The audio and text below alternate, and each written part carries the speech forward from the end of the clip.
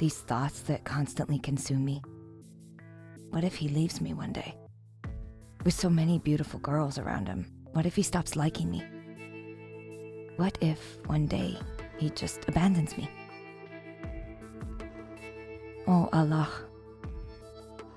why am I ugly? I'm Sarah. My room is as messy as my mind.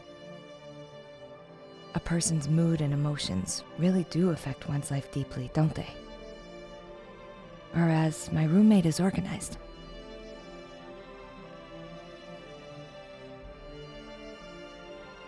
I'm alone at home. As you may know, sometimes a text, a spoken word, or something that you've seen makes you think, I wish I had never experienced this moment. And today is one of those days I feel that way. A number I don't recognize, a photo sent to my phone. Isn't this him? My boyfriend? And who is this girl? What about the one next to him? Why did they look so intimate? No way. He can't be cheating on me. He can't.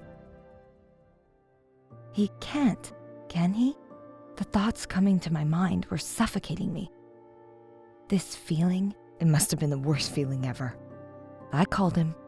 I yelled at him. I demanded an explanation. And I asked one more thing. Don't you like me anymore? He kept quiet. It was the most unnerving silence in my life. I wanted him to respond. I wanted him to say otherwise. He was just silent, but he said so much with that silence. I don't like you anymore. I don't find you attractive. You've changed a lot. This relationship is starting to bore me. How am I going to deal with this? My soul is suffocating me, as if it doesn't fit in my body. I blame myself. You should have taken better, more care of yourself. You shouldn't have eaten those disgusting things. You should have put on better makeup. You should have dressed better. But I had compromised so much of myself, though. The makeup I don't like, but stubbornly use, just so he likes me. The fashion magazines I turn over through every chance I get. The beauty sites I always follow. And despite all my efforts, my ugliness full of flaws. Not wanting to look in the mirror without any makeup. Just be quiet. I don't want to think about these things. I don't want to cry. I just want silence. Tranquility. A few sedatives, painkillers. Yes, these could silence the noise in my mind.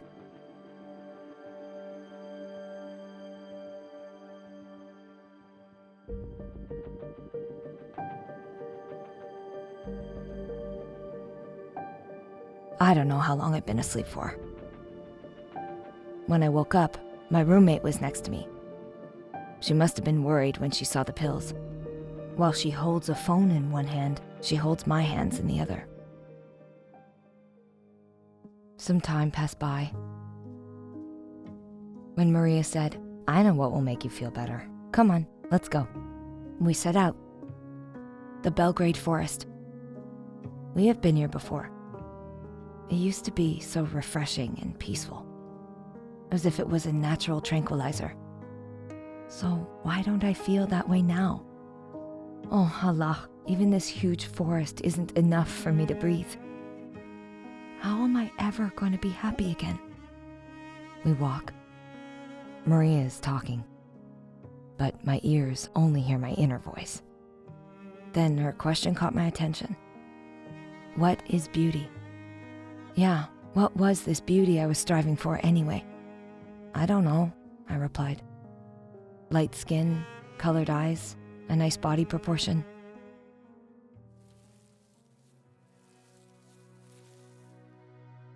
Take a look at this forest, my friend said and continued. Look at the leaves. While some of them are bright green, others have faded, lost its youth. Despite this, the faded leaf has a distinct beauty. Are we going to say that this leaf has lost its beauty? Or are we going to say that it has a separate aesthetic? Why should the green leaf be the standard and the rest be seen as worthless? They all have a unique craft. the difference in these crafts shows the artist's skill and how beauty has no limits.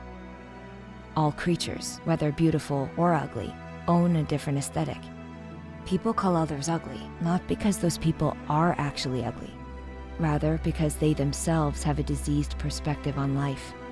What is the measure of beauty? Is it everyone having light skin? Is it everyone having the same eye color? Or is beauty being trustworthy? Is it being a kind, caring, compassionate, and empathic friend? When we have all this inner beauty, are we only going to focus on the face and body? Especially in these times, where it's difficult to morally protect ourselves. Isn't it silly to see ourselves as physically flawed and not to pay attention to our inner world? Stereotypical and identical beauty standards, and the thousands of young adults who resent mirrors, Maria said, finishing her thoughts. I had never thought about it that way.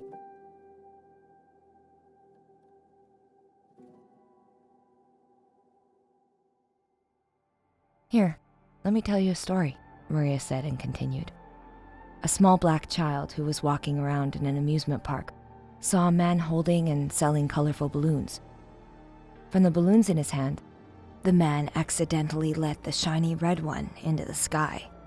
The red balloon flew far away, and after rising too high to be seen from below, it disappeared. Everyone who saw them looking up also started looking at the sky to see what it was. The man thought that if he let another one go, it would be a good way to draw attention to the balloons and sell them all. So he let go of another shiny yellow balloon. Afterwards, he untied a white one.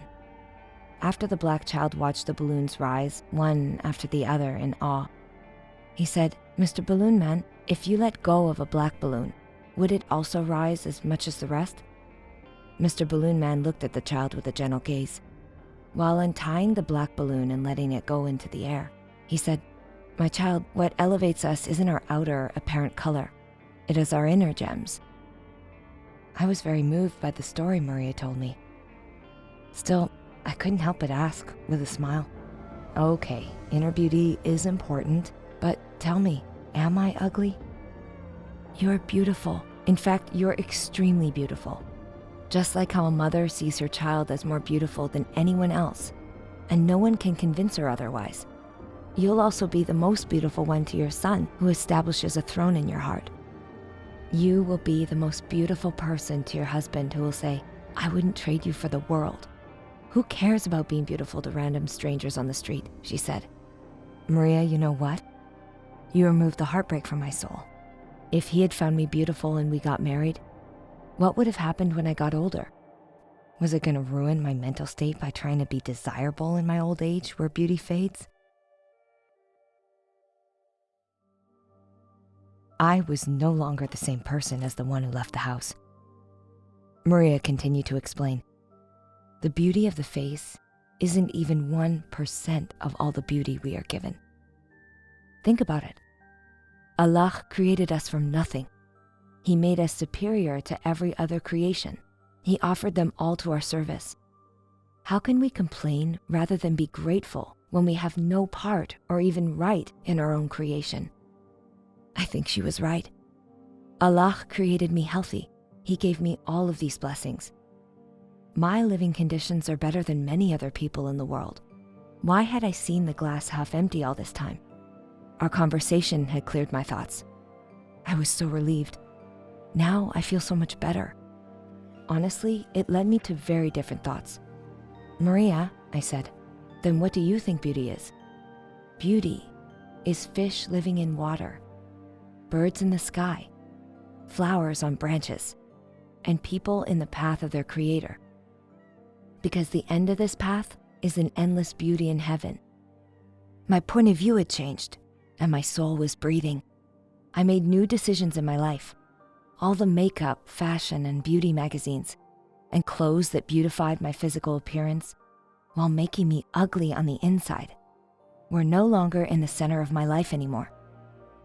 They were in the trash. I am going to stick to my decisions and be strong-willed. I should look at the world look at my surroundings the way that my Creator intended me to. Until now, I have lived aimlessly, unconsciously. I made mistakes that I shouldn't have made. I used the emotion of love given to me in a sinful path on the wrong people. Because this is what I saw, what I had learned from my environment. I had to have a boyfriend. I had to wear the best outfits. I had to have the best of everything. Otherwise, what if I was rejected by the people around me? What if no one liked me? Moral values, inner beauty, who cared? No. From now on, I must know what I was created for. I must use the willpower given to me in the right direction. I must prioritize my inner beauty, my moral beauty. Do I know my Lord? Am I doing what He asks of me? My hijab, my prayers. What are the benefits of the Instagram pages that beautify my physical appearance, but poison my inner self? How much do I know about the verses in the Quran, hadiths, the Sunnah? Was I a beloved daughter to my mom and dad, or a burden? Do I avoid lying, backbiting, showing off? Would I be a good enough spouse to even ask for a good spouse in return? What about a good mother? There is so much I want to ask, so much I need to research and learn about. I untied the rope from the dock. I set sail. Blow the wind to the best ports, my almighty Lord. Who else do I have besides you? If you don't find me beautiful, what good is it if the whole world finds me beautiful?